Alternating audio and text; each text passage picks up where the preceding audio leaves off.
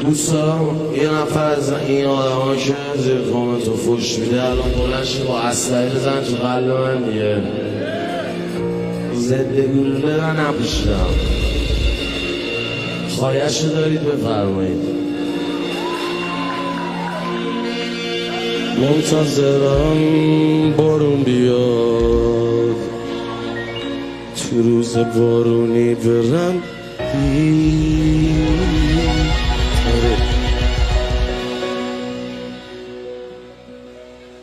الهی که بعد من خوشی و خنده از این یکی نره منتظرم تاریک بشه تو شب و تاریکی برم خوفتره الهی که بعد من دین و ایمونت